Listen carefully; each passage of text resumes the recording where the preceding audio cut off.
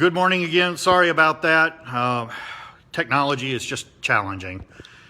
Anyway, getting back to the story, Mendenhall presented the petition. Clay objected, and he said, if you want to know about slavery at Ashland, talk to Charles. And he said that because Charles was someone that he held out on a regular basis as someone who would extol the virtues of being enslaved at Ashland and how well the slaves were treated in that. One may wonder why Charles would do that. What would Charles gain from making such statements? I don't think it was because Charles genuinely liked being enslaved. I don't think anyone who was enslaved liked being enslaved. It was rather because he gained agency in his own life and over his own situation in enslavement by accepting that as a duty. By doing so, he gained better treatment for himself and probably for his family, better place at Ashland. So I think he did it as a means to an end. It was something he had to do to survive enslavement at Ashland. And so that's why he would have made those statements. So anyway, it's an important moment and an important thing to realize about Charles and about who he was. And I think this image, if we get closer to it, captures a man who is perhaps wearing the mask of happiness while underneath engaging in a countenance of confidence, of knowing that he's gained control by doing the things that he had to do. So I think that's a neat way to look at this image and a neat thing that you can get from this image. It's a really powerful image. Like I say, this is one of very few. We actually have two images of enslaved people here at Ashland. This is one of them. The other, come around here, is this image. This is actually Aaron Dupuis. This is Charles's father. This image is a photograph. This is a reproduction. This is not the original. The original is at UK in special collections. So this image is actually a stereo card. And a stereo card is a rectangular cardboard card with two images that are very, very close to identical, but not quite. And they are meant to be viewed in a special viewer that is designed to result in what appears to be a 3D image. When you look through it, the image appears to be in 3 dimensions. So it's a very important piece of technology, very popular thing to do in parlors in the late 19th century. But what we don't know is why this image was taken. All we know is that it was here at Ashland. It was apparently something the family had. The name Aaron is written under the photograph on the original. By virtue of being a stereo card, the card itself almost certainly dates to after the Civil War. That's when those became popular. He died in 1866, so it would have probably been after his death. So the original image was probably a daguerreotype and probably would have been taken in the 1840s, perhaps around the time of Henry Clay's funeral. We just don't know. He is wearing livery, so he's wearing clothing that would have been provided by the family with the goal of representing the wealth of the family. It was not meant to make him look good. It was meant to make the Clays look good. But we don't know a lot about this picture. We accepted it as Aaron, although we don't have any other documentation that validates that. So anyway, the fact that we have so much less about this picture makes this one all the more important. We don't have any questions about who this is, or when it was done, or where, or why. So that's really an amazing thing to have. You just don't see very many images of enslaved people at all, and even fewer that are this well documented. I can document this picture from the time it was drawn unto the present, with the exception of a period of probably 60 years or so between the end of Nagel's life and 1925, when we know it was within the family from which we acquired it. So that's pretty remarkable. Like I say, having that provenance for any artifact would be incredible. Having that provenance from this artifact truly is remarkable and important. It validates this artifact in ways that we just generally don't get the opportunity to validate. So it's really incredible to have a work like this.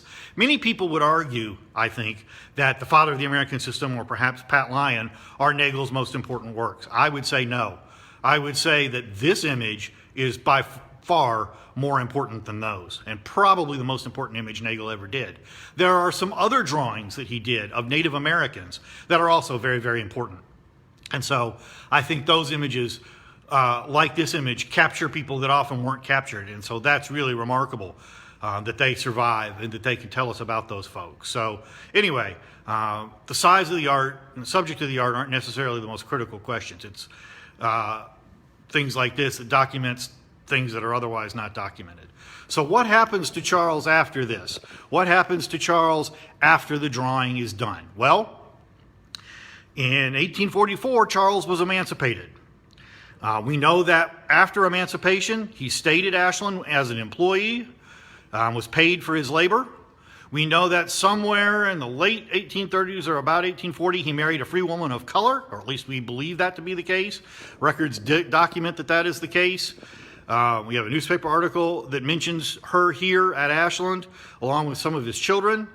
And then we have a census record from 1850, which shows that they went to Washington, D.C. I'm going to come over here for a minute. We also have another record. This is a copy of Charles's emancipation. This record you can actually go and see. It is at the Fayette County Clerk's office downtown on Main Street. It is in the deed books, the same books in which are recorded the buying and selling of property, because enslaved people were, by law and by custom, property. And so their records are included with those property transfers, and that's essentially what this is. And it talks about him being emancipated by Henry Clay in the order, and the Clay, that a bond was put up by James, ensuring that he would not become a ward of the state, etc. We also have a note, I don't know if you can see it real well, but on the side it talks about a certificate issued and delivered to Mr. Clay October 7th, 1848.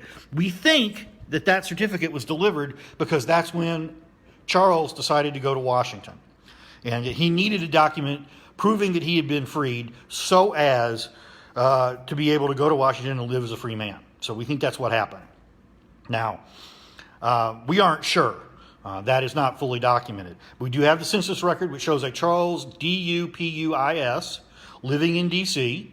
with his wife and children in 1850. It shows that he was a laborer, that he delivered goods for people, moved goods for people. So that indicates that that's where he was residing and that he had a job, and that's what he was doing. The next record that we have relating to Charles is an 1860 census record from here in Lexington. And that record shows that Aaron and his wife Charlotte were living with a free person of color downtown. Charlotte by that time had been emancipated along with her daughter Mary Ann. They were actually emancipated before Charles. Aaron, we don't have an emancipation record for, so we don't know how that worked. But in addition to Aaron and Lottie living with this gentleman, there is a William Dupuis who is listed. If you go to the 1850 record, under Charles's children, one of his sons is William Dupuis. We think that's Charles's son who has moved in with his parents here in Lexington. His grandparents here in Lexington. And we don't know why. We don't know how that happened. But these two records sort of seem to correlate. And with the newspaper article about Charles and his children, it all sort of seems to come together in a solid picture. In 1866, Aaron dies. And when he dies, there's an obituary that appears in the local paper. It talks about Aaron and his family. And that obituary says that Aaron is survived by his wife, his daughter, and grandchildren. It makes no mention of Charles. So this presents a question. What happened to him? We don't know. We think this may indicate that Charles died prior to 1866, but we don't know where or how or why.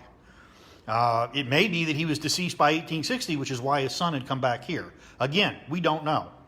Unfortunately, those records are lacking. One of the real difficulties in dealing with the enslaved is tracing forward what happened to them afterward, because a lot of things weren't recorded. They didn't have access to the kinds of record keeping that white people did. And so those records often are quite lacking, and it can be really challenging to trace those pieces of information down. We have no known date of death nor burial place for Charles. In fact, we have a date of death for Aaron. I don't remember off the top of my head, but we do have a date of death for him. But we don't have a burial place for Aaron, nor do we have a date of death nor burial place for Charlotte, nor Mary Ann, their daughter, nor their grandchildren. Now, I've been looking into that. Hopefully someday I'll find more of that, but I don't have it at this point. So we don't know what the end of the story for Charles was. I want to talk about one other part of this story in view of things that are currently going on. This building right here is called Decatur House. This is where Henry Clay lived when he was Secretary of State in Washington, D.C. He moved into that house about 1827 and lived there until he finished his term in 1829. So this is where he lived as Secretary of State. You'll notice at the back of this building is a white L or wing. That is a slave quarters. Henry Clay brought the Dupuis with him to Washington, and they lived in that building right there. Many other enslaved people lived there at that time and after, with other folks who lived in that house, like Martin Van Buren, for example. There were a number of other people who lived there, and that was the slave quarters. It is one of the few surviving slave quarters in Washington, D.C. More importantly, if I pan back, this sits on a street corner. This is Lafayette Square. Diagonally across from this building is St. John's Church. And you've probably seen the coverage of Lafayette Square. You've seen St. John's Church. The Dupuis would have been able to look out windows onto those locations. I've actually been in this building. It is now, there is an exhibit there now. There wasn't when I went, but there is an exhibit in this building on slavery in Washington. So it's a fascinating place to go, and it's an extremely powerful thing to stand in a building where you know these people lived and to see the divisions of the building into very small chambers where they lived. So the whole Dupuis family may have lived in a room smaller than the room in which I now stand. So it's just an amazing thing to be able to do that. But I think it's important also to recognize that this structure is there and that what's going on in places like Lafayette Square or other cities around the country or even in Lexington is not something that just started. This didn't just happen. This is not a new thing. All of these events are predicated on 400 years of history. And by learning that history, you can understand what is going on much better. And you can learn ways or use that information to develop strategies to deal with what is happening and to create a better future. And that is our goal with the Traces Tour. We want to offer a tour that tells these stories, that presents the history on which the present is predicated and on which the future needs to be built. So that's the goal with that tour. So we hope you'll come take Traces. Traces will start up on the 16th. We'll be offering it daily. It's a powerful experience. We'll tell a lot more of these stories, talk about a lot more of the enslaved, and provide their voices where we can. That's very difficult to do. We've managed to find some of those voices to provide to you. So anyway, I hope that you'll be able to take advantage of that. And if you go to D.C., maybe take a break from the Smithsonian's and the monuments and other things, and come to Lafayette Square and check this place out. It's a really remarkable place.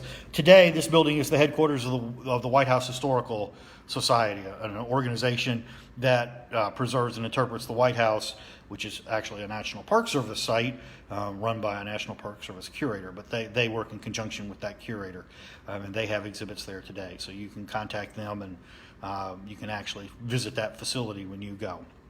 If there are any other questions, I'll be happy to answer. I'd be glad to anything you would like to know about. I'll put Charles back up. Take a look one more time at Charles. My deepest apologies for losing you. Like I say, technology can be a challenge. So anyway, I appreciate the opportunity to share with you today. Yes, there is a donation link on the website where you can donate.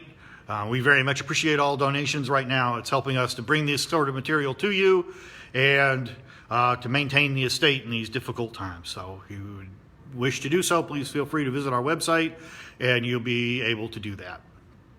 So I hope everyone has enjoyed the presentation today. I'm going to encourage you to go to our website and learn more. And just learn more in general. I think the more people know about the truth of slavery and the truth of what has happened in this country over the last 4 centuries will provide them means to understand what's still going on and to strategize about dealing with it. We have to come to a reckoning about this history and about the present that has resulted from it. So I hope you'll take that opportunity. Thank you very much. If there's nothing else, have a good day.